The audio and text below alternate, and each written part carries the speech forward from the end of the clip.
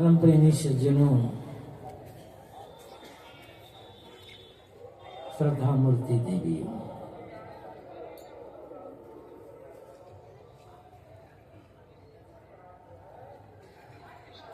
सदगुरु कबीर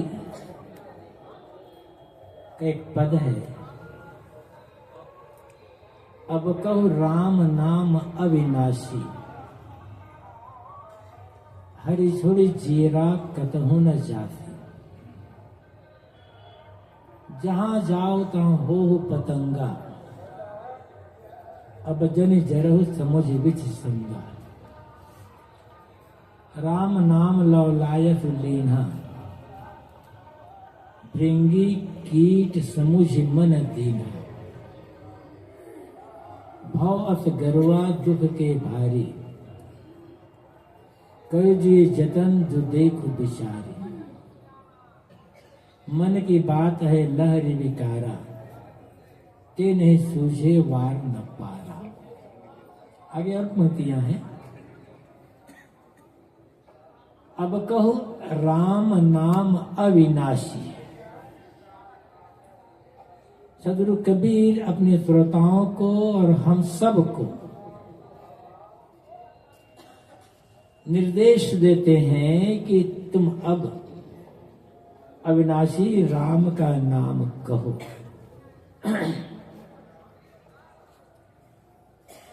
अनेक बार ये बातें कही जा चुकी है और आप सब अच्छी तरह से जानते हैं कि पूरी प्रकृति में, इस भूमंडल पर मनुष्य ही ऐसा प्राणी है जिसके पास बोलने की शक्ति है। अपने अंदर के भावों को, विचारों को अपने शब्दों के माध्यम से प्रकट करने की शक्ति केवल मनुष्य के पास है। दूसरे के भावों को, उनके विचारों को, उनके शब्दों से हम सुनते हैं, समझते हैं। मानवेतर प्राणी के पास ये शक्ति नहीं है। हमारे पास बोलने की शक्ति तो है, और हम दिन भर बोलते ही रहते हैं,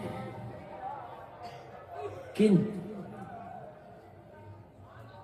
जो बोलते हैं सचमुच में उसकी आवश्यकता है या नहीं है, इस बात पर हम विचार नहीं करते। हमें क्या बोलना चाहिए, क्या नहीं बोलना चाहिए, कब बोलना चाहिए, कैसे बोलना चाहिए, इन बातों पर भी हम विचार नहीं करते। और ज्यादा बोलकर, ज्यादा सुनकर हमारा मन खराब होता है, हमारी आदतें बिगड़ती हैं। यदि दुनिया में सभी लोग अनावश्यक बातें, अनुचित बातें, अश्लील बातें, निंदा ईर्ष्या की बातें न बोले, तो कितना बढ़िया समाज का निर्माण होगा और सबका मन कितना सुखी रहेगा, प्रसन्न रहेगा। किसी के मन में कोई कलह पैदा नहीं होगा।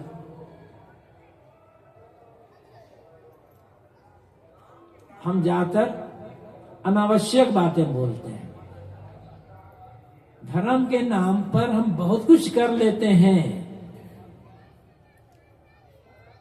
किंतु जिन बातों का हमारे जीवन में गहरा प्रभाव पड़ता है, उन बातों पर हम विचार नहीं करते। बोलना आवश्यक है, किंतु क्या बोलना है, कैसे बोलना है, ये तो सोचने की जरूरत है ना। इसलिए आप कहते हैं अब कहो राम नाम अविनाशी। अब तुम अविनाशी राम का नाम कहो। दुनिया में कोई अविनाशी है तो राम है। बाकी सब विनाशी हैं, मिटने वाले, बदलने वाले, समाप्त हो जाने वाले हैं।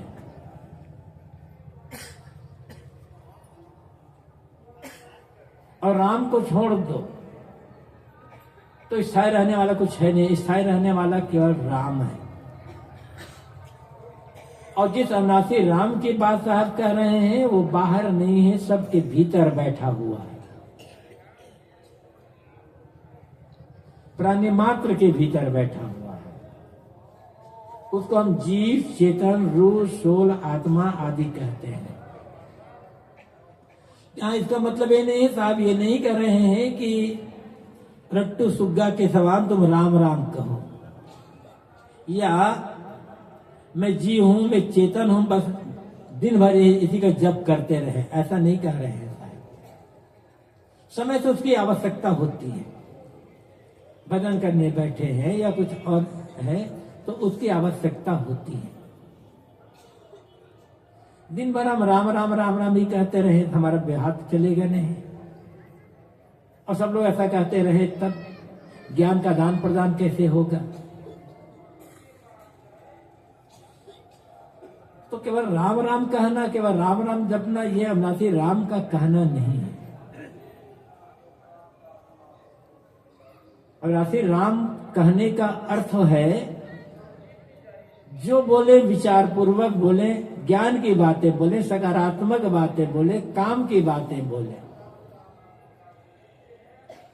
और समय से फिर आत्मचिंतन करें। पहले तो साहब ने इसमें कहा, अब कहो राम नाम अविनाशी। अब तुम अविनाशी राम का नाम कहो। तो अविनाशी तभी होगा जब उसका विरोधी विनाशी होगा।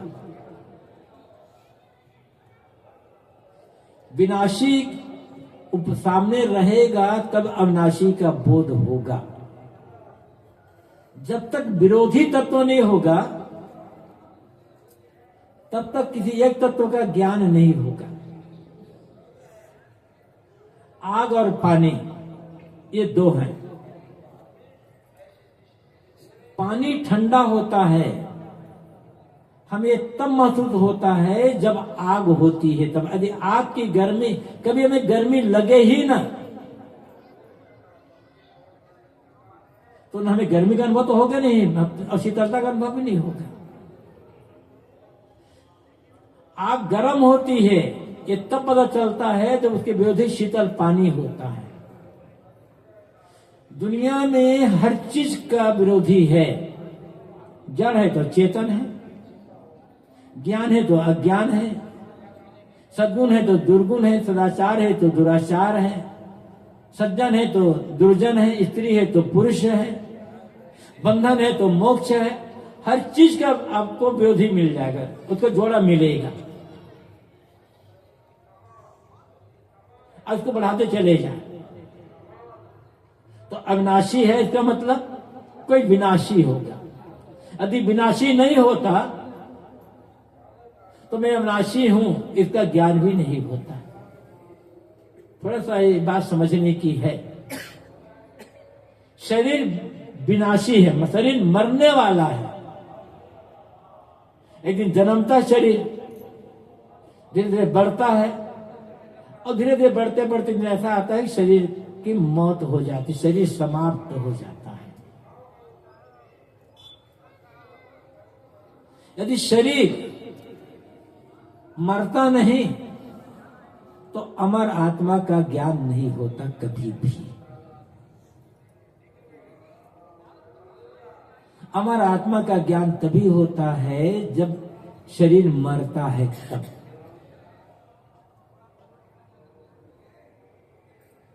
अविनाशी मतलब इसका विरोधी है विनाशी। हर चीज में हर चीज हर चीज बिगड़ रही है, हर चीज नष्ट हो रही है, लेकिन हम भी नष्ट हो गए होते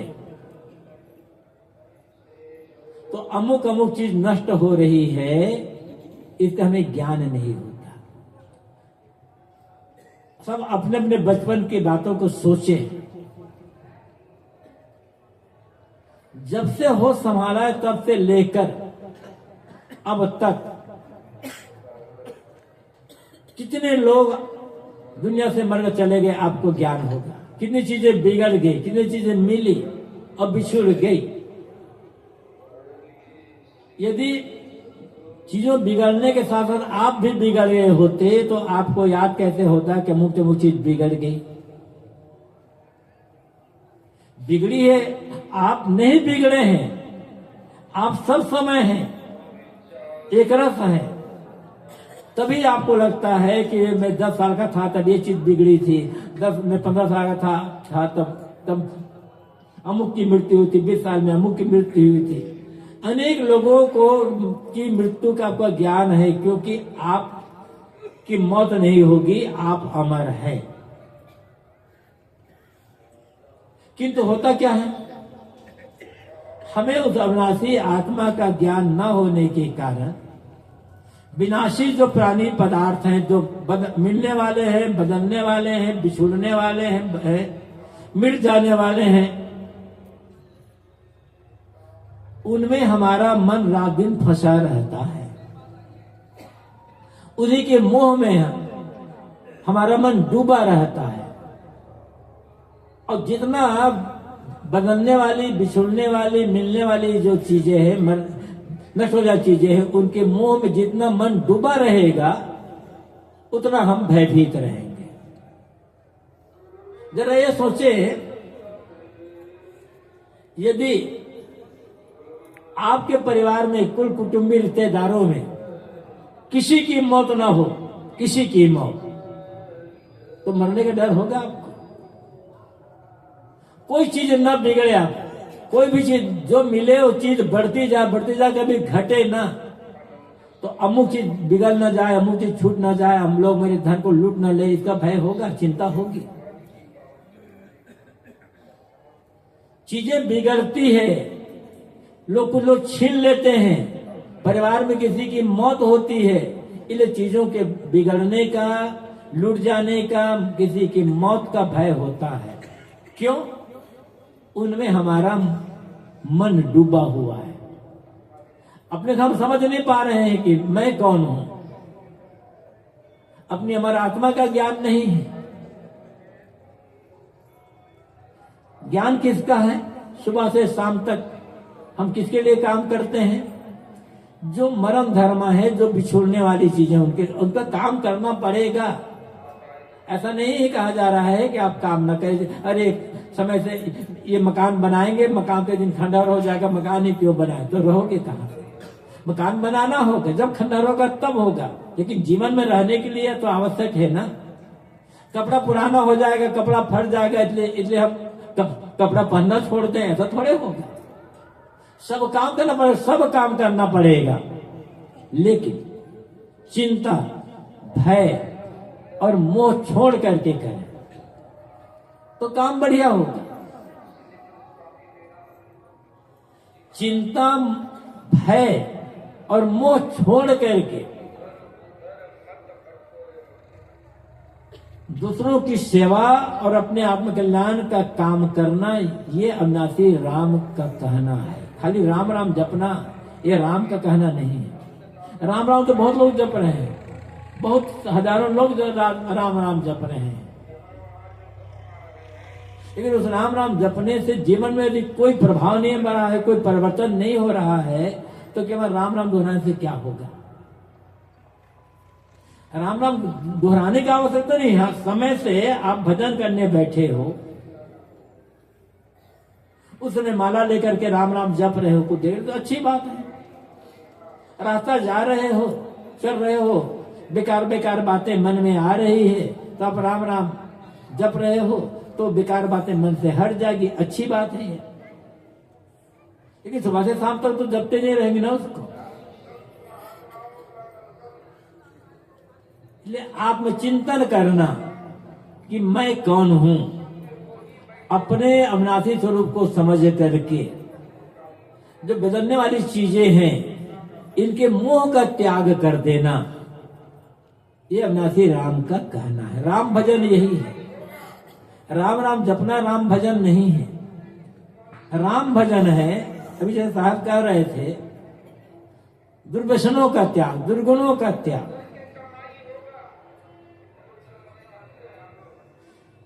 राम नाम जप रहे हैं, दुर्व्यसन छूट नहीं रहे हैं, दुर्गुणों का त्याग नहीं हो रहा है, लड़ाई झगड़ा करना, गाली देना, शब्द कहना, झूठ बोलना छूट नहीं रहा है, तो राम भजन कहाँ रहा है, हो रहा है। कहा जाता है राम नाम सत्य है। जब राम नाम सत्य है तो राम का ही नाम लें, राम का भजन करें। और राम नाम सत्य है ये तब समझ में आएगा जब हम सही बात बोले, सही काम करें और सत्य के मार्ग पर चले, तब तो राम नाम सत्य है ये कहना सही होगा। यद्यपि राम नाम सत्य है आदमी कब कहते हैं आप सब जानते हो। किसी आदमी से कोई पूछे, मान लो आप लोग जो बैठे हैं, जब आप घर में जाओ और आपका बेटा आपसे पूछे, पिताजी ये बताइए राम नाम सत्य है कि राम नाम झूठ है, तब क्या कहोगे? बेटा राम का नाम तो सत्य है, राम का नाम झूठ कैसे हो जाएगा? मतलब मैं बता रहा हूं कि आदमी कितना मोह में पड़ा हुआ है। राम नाम सत्य है, जबान से तो कह रहा है लेकिन भीतर से सुनना नहीं चाहता। दूसरों ने भले सुना देगा। तो आपका बेटा आपसे पूछे कि पिताजी राम नाम सत्य है या राम नाम झूठ है, तो शायद कोई कहे बेटा राम नाम झूठ है। हर कोई आदमी कहेगा कि बेटा राम का नाम तो सत्य ही है। अब दूसरे दिन सुबह सुबह जब आप नींद की खुली और आपका बेटा मिला, तो आपके बेटे ने कहा पिताजी राम नाम सत्य है, तब खुश हो गए नहीं हो गए? तो कह रहे बेटा मैं तो जीवित हूं, मुझे मार डालोगे क्या? कहते भले हैं हम राम नाम सत्य है, लेकिन सुनने के लिए तैयार नहीं है। कितने लोग सुनने के तैयार हो? भला हाथ उठाओगे? देखो एक आदमी मिला, बाकी कहने वाले मिले। अब धीरे धीरे वो उड़ने लगे। तो ये इसको याद रखना, राम नाम सत्य है। यदि राम नाम सत्य है, इसको याद रखेंगे ना, तो दुनिया में जीवन में कोई पाप नहीं होगा। राम नाम सच है, इसको भुला करके ही सारे पाप होते हैं, सारे गलत काम होते हैं। तो जितने पाप कर्म हैं, जितने गलत कर्म हैं, जो गलत खान पान है, इनका त्याग करना ही राम नाम सत्य है कहना सही होगा। राम को भजन है। अचूर्य साहब कहते हैं अब कहो राम नाम अविनाशी। तुम दुनिया का काम करो, दुनिया की सेवा करो, लेकिन चिंतन किसका करो? राम का चिंतन करो। जैसा साहब ने कहा है, कर से काम, मन से राम, कहे कबीर सरे दो का। कर हाथ, शरीर से मेहनत और मन से राम भजन। तो मतलब जबान से बोलने की आवश्यकता नहीं है, खाली हम राम राम राम राम कहेंगे तभी हम राम के भगत हो जाएंगे। राम राम बोला राम को भजन करना नहीं। गुरुदेव जी एक उदाहरण दिया करते थे। एक राजा और एक रानी, रानी बराबर राम राम राम राम जपा करती थी, लेकिन राजा कभी राम राम जपता नहीं था, राम राम कभी कहता नहीं था। रानी अनेक बार राजा से को समझाती रही कि अब कभी कभी तो राम राम कहा करो, तुम्हारे दिमाग से कभी आज तक राम नाम निकला ही नहीं है। लेकिन राजा सुनता तो था रानी की बात, लेकिन कभी राम राम कहता नहीं था। किसी ने उनके मुंह से राम राम कहते सुना नहीं। बहुत दिन बीत गए। रानी बहुत दुखी रहती है कि मेरा पति जो राजा है महानास्तिक धर्मी है, ये तो भगवान को मानकर कभी राम राम कहता ही नहीं है। रानी बराबर कहती रहती थी। एक दिन राजा रानी दोनों सोए थे, नींद लगी थी। राजा ने सोए सोए नींद में करवट बदली, तो करवट बदलते हुए राजा के मुख से निकल गया हे राम। रानी उस समय जाग रही थी, सुनी कि राजा मुख से निकला है हे राम। भले नींद में कह रहा है, लेकिन रानी बहुत खुश हो गई। सुबह हुई, नहाए धोए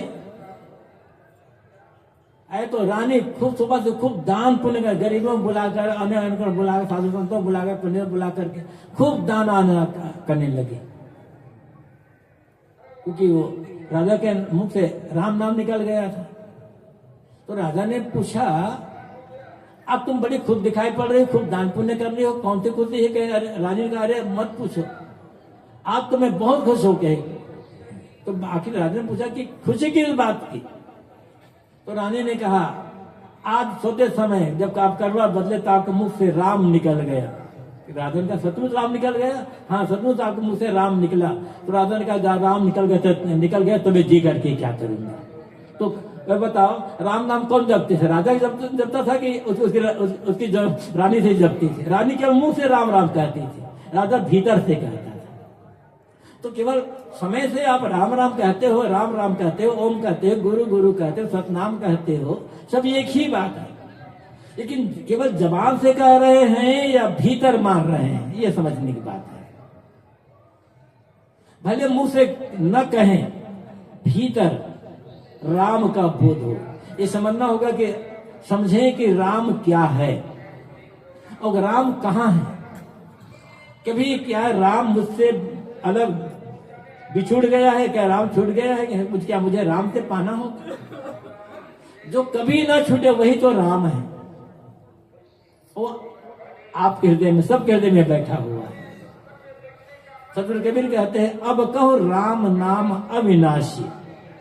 है लोगों, बाहरी प्रपंच छोड़ करके अब तुम अविनाशी राम का नाम कहो। मतलब निरंतर गलत चिंतन छोड़ करके सद चिंतन करना, आत्मचिंतन करते रहना। दुनिया का काम करो कहाँ गए? ये साहब ने कहा कर से काम, शरीर से मेहनत तो करो, लेकिन चिंतन मत करो। उनका चिंतन करना है तो राम का चिंतन करो। जितना राम का चिंतन होता जाएगा उतना ही हमारा भय मिटेगा, चिंता मिटेगी और मन में प्रसन्नता रहेगी। हरि छोड़ी जीरा कतहु न जाते, तो हरि को छोड़कर कहीं मत जाओ। निरंतर हरि के साथ ही रहो। तो हरि कौन है? किस हरि का साथ न छोड़े, इस समझने की बात। हरि, मैंने कहा कि हरि के अनेक अर्थ होते हैं। कहा था हरि के अनेक अर्थ होते हैं। हरति हरिया कहा गया, जो हरण कर ले वो हरि है। तो ज्ञान दे करके गुरु हमारे ज्ञान को हर लेते हैं। तो हरि का अर्थ गुरु है, हरि का अर्थ ज्ञान है और हरि का अर्थ आत्मा है। मतलब आप कहते हैं कि तुम गुरु के उपदेशों को छोड़ करके बाहर भटको मत, ज्ञान को छोड़कर अज्ञान में मत जाओ, अपने आत्मा को छोड़ करके बाहर परमात्मा पाने के लिए भटको मत। परमात्मा को पाना चाहते हो तो पहले आत्मा को समझना पड़ेगा, स्वयं को समझना पड़ेगा। स्वयं का ज्ञान नहीं है, आत्मा का ज्ञान ही नहीं है। जिसे आत्मा का ही ज्ञान नहीं है, स्वयं का ज्ञान नहीं है, वो परमात्मा को भी समझ नहीं पाएगा। एक सीढ़ी दर सीढ़ी चलना पड़ेगा। और जब आत्मा को अच्छी तरह से समझ लिया जाएगा तो परमात्मा को समझना सरल हो जाएगा। और जब तक आत्मा को समझा नहीं जाएगा तब तक परमात्मा को समझना कठिन हो जाएगा। मतलब परमात्मा को गुणानुवाद गाते रहे, कहते हैं परमात्मा कण कण में वही बसा हुआ है, कण कण को जानने वाला है, सब कुछ वही करने वाला है, दुनिया भर की महिमा गाते रह जाए, किंतु उससे मुलाकात कभी हो नहीं पाएगी। मुलाकात करना है तो अपने आत्मा को समझना पड़ेगा, स्वयं को समझना पड़ेगा। और वस्तुतः हकीकत क्या है? आत्मा और परमात्मा एक ही सत्ता के दो नाम हैं बस। आत्मा और परमात्मा अलग अलग नहीं है। एक डिग्री कह सकते हैं आप। जैसे कोई उदाहरण समझ ले, मात्र उदाहरण के लिए जैसे एक बच्चा है, वो किसी का बेटा है, पुत्र है, वो बड़ा हो गया, उसकी शादी हुई, उसका भी बेटा हो गया, तो अब वह पिता हो गया। लेकिन आदमी तो वही है ना, कुछ बदला तो नहीं। अपने पिता का वो बेटा है, लेकिन अपने बेटा का वो पिता है, आदमी तो वही है। ऐसे ही जब तक हम, आप कोई भी हो, दुनिया के राग माया मोह में पड़े हुए हैं, ज्ञान में डूबे हुए हैं, दुखी हो रहे हैं, चिंतित हो रहे हैं, परेशान हो रहे हैं, तब तक इसको आत्मा कहा जाता है। और जब राग रंग की भावना छोड़ दे, माया मोह का त्याग कर दे, अहंता ममता से ऊपर उड़ गए, दुखी होना, विचलित होना, परेशान होना छूट गया, पूर्ण शांत अवस्था आ गई, शरीर संसार में रहते रहते मन सबसे ऊपर उठ गया, तो वही परमात्मा हो गया। और परमात्मा हो जाना है, तो आप कहते हैं हरि छोड़कर कहीं जाना नहीं। इसलिए महाभारत में कहा गया है, आत्मा क्षेत्र उत्युक्त संयुक्त प्राकृत गुणे तेरे तुम निर्मुक्त परमात्मा की उदाहरिता। जब तक ये जीव प्रकृति के गुणों में, प्रकृति कार्य में, दुनिया के माया मोह में पड़ा हुआ है, इसमें डूबा हुआ है, तब तक इसे क्षेत्र का जानने वाला, ये शरीर और संसार क्षेत्र अर्थात खेत है, मैदान है, इसका जानने वाला है।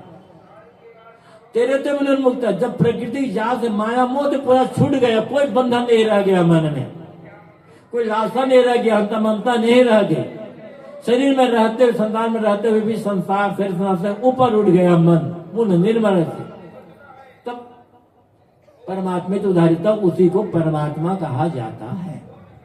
मतलब आत्मा ही परमात्मा हो जाता है।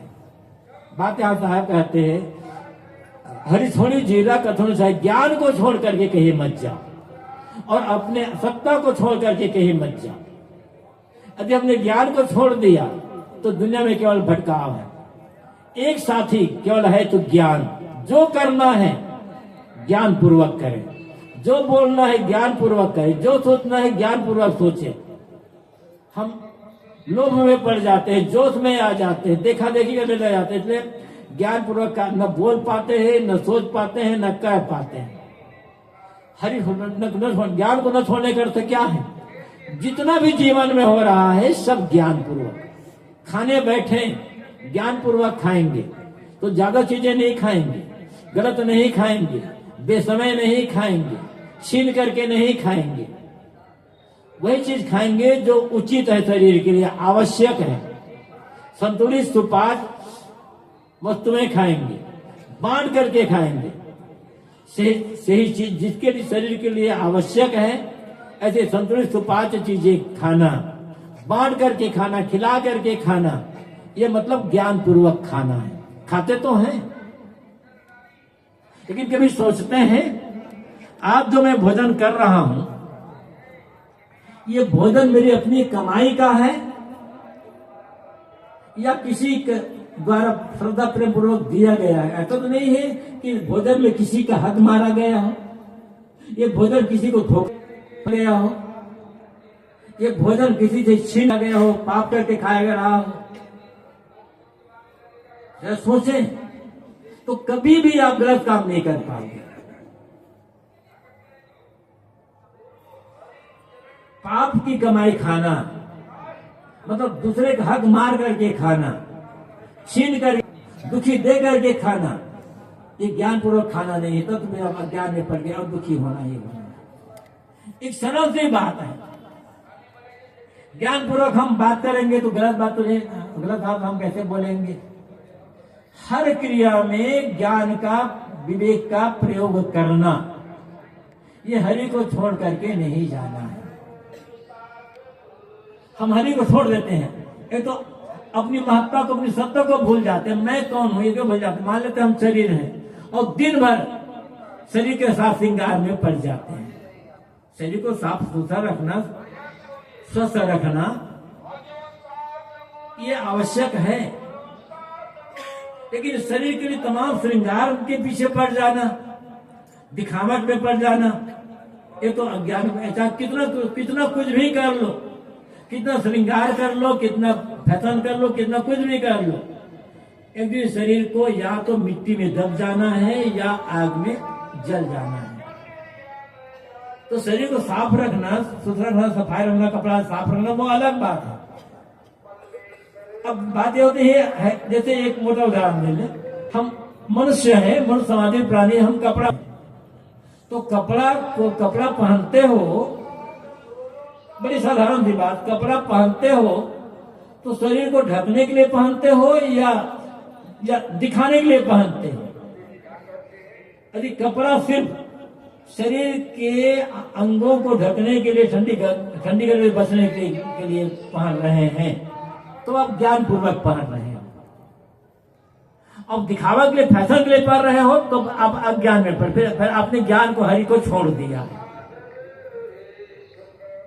कहीं भी दिखावा करते, कुछ भी में भी दिखावा करना, फैशनबाजी करना, हरि को छोड़ देना है। अब इसको बढ़ाते हुए चले जाए। हम ज्ञान तो दुखी क्यों हैं?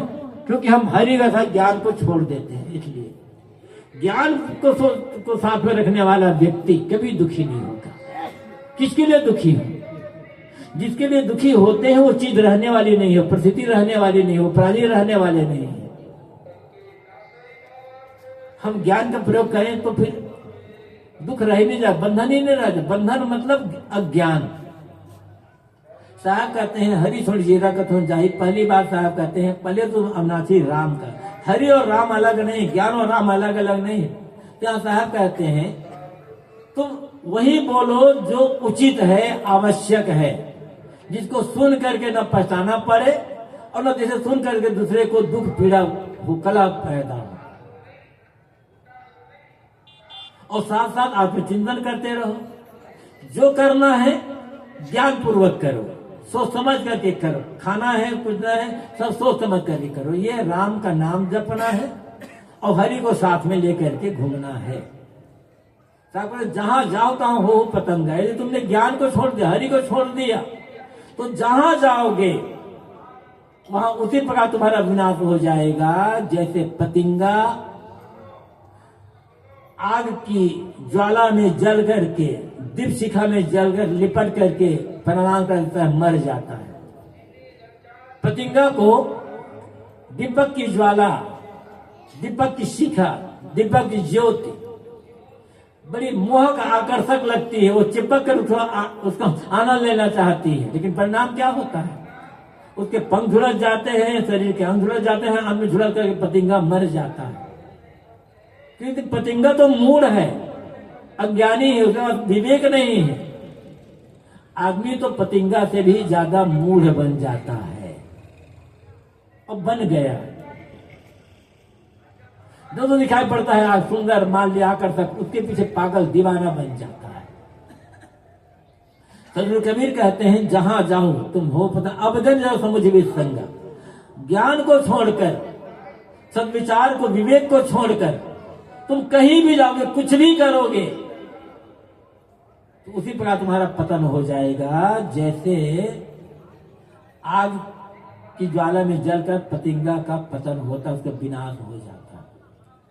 इसलिए अब जन जरह समुझ भी संगा। अज्ञान में पढ़कर, जोश में पढ़कर, मन के विकारों, मन की चंचलता में पढ़कर तुम बहुत जल चुके हो।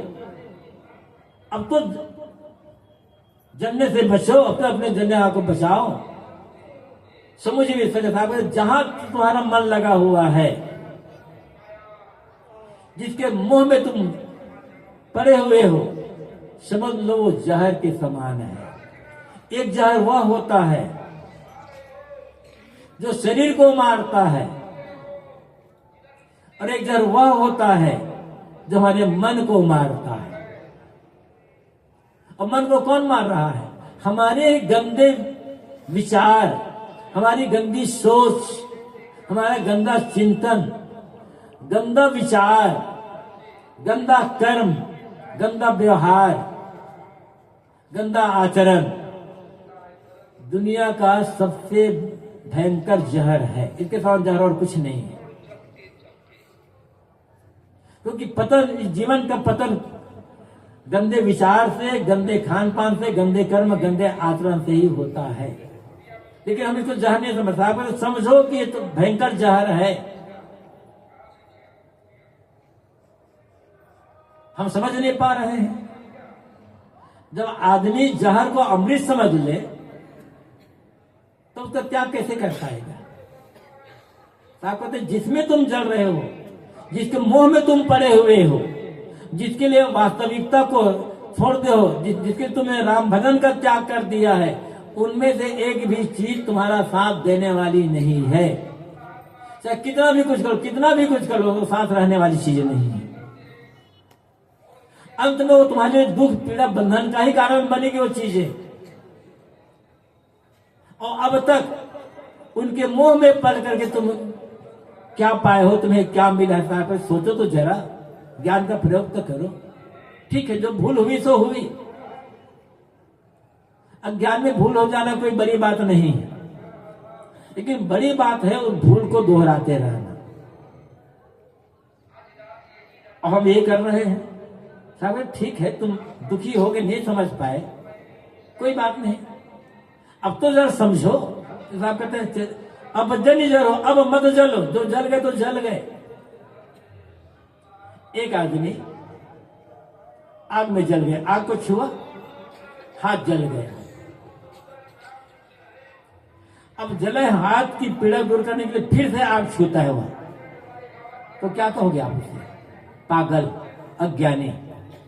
या बार बार आग को छूकर हाथ जला रहा है तो कहेंगे कि आदमी विक्षिप्त है, पागल है, अज्ञानी है।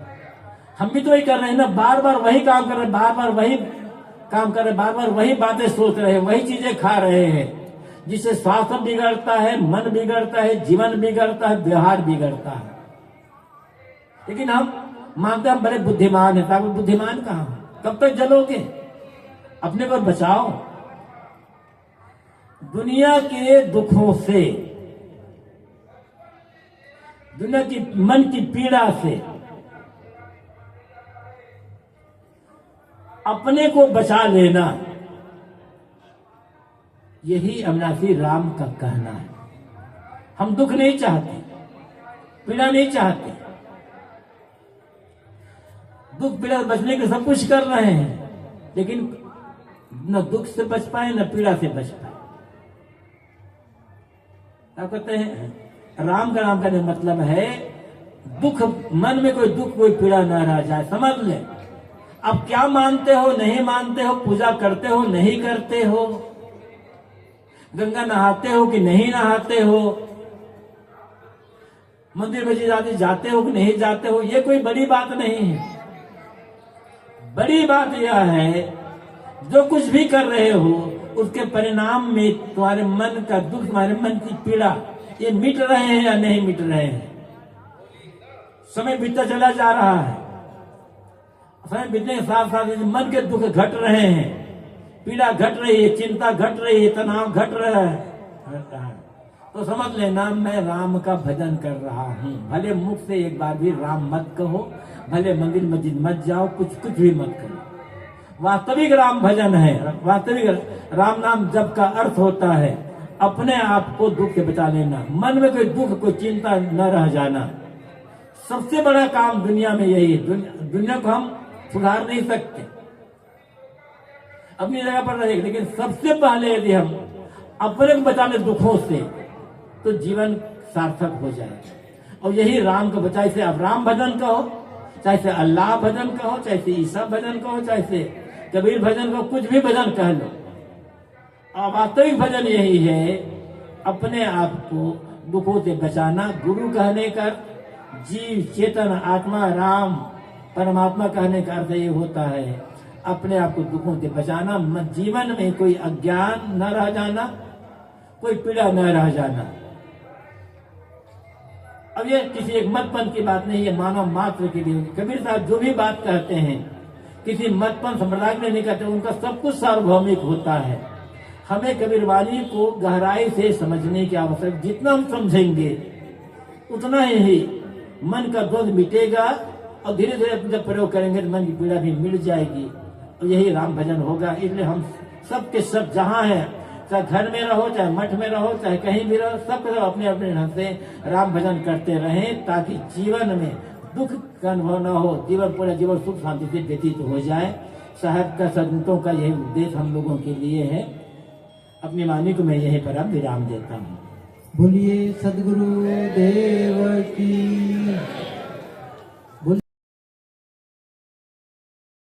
बोलिए सदगुरु कबीर साहेब की, सदगुरु अभिलाष साहेब की।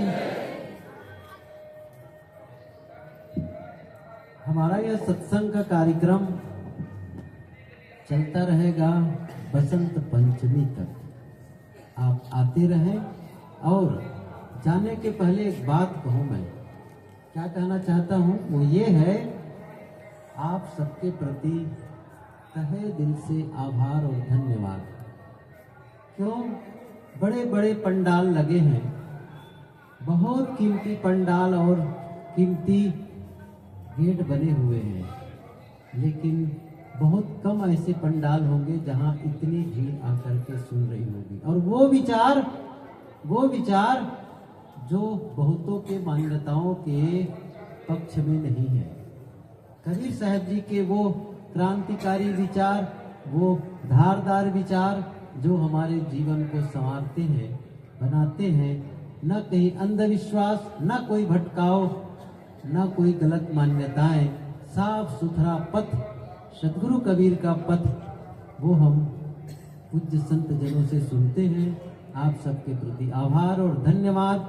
जिस रुचि के साथ, जिस लगन के साथ, जिस प्रेम के साथ आप लोगों ने सत्संग में आकर के अपनी उपस्थिति दर्ज कराई है, मेरी यही कामना है, निवेदन है कि आप आने वालों दिनों में भी इसी प्रकार आते रहें, सत्संग से लाभ लेते रहें। धन्यवाद, आभार। और मैं चाहता हूं आप अपने लिए एक बार ताली जरूर बजाएं। बढ़िया, बहुत सुंदर। और ये कार्यक्रम 2 बजे से प्रारंभ होता है। अब थोड़ा बहुत लेट से आते हैं, उसकी कोई चिंता नहीं है, लेकिन आते हैं समय से आए और बढ़िया। थोड़ी बहुत 5-10 मिनट, आधा घंटा देर से आते हैं तो भी कोई बात नहीं। अंत में आप 1 घंटा पहले आ जाए बंद करने के। 3 बजे से भी आ जाए, 4 बजे से भी आ जाते हैं। आना तो चाहिए 2 बजे से, लेकिन आप 4 बजे तक भी पहुंच लेते हैं तो भी बहुत बढ़िया हो जाएगा। आप सबका आना, आते रहें, सुनते रहें, लाभ लेते रहें।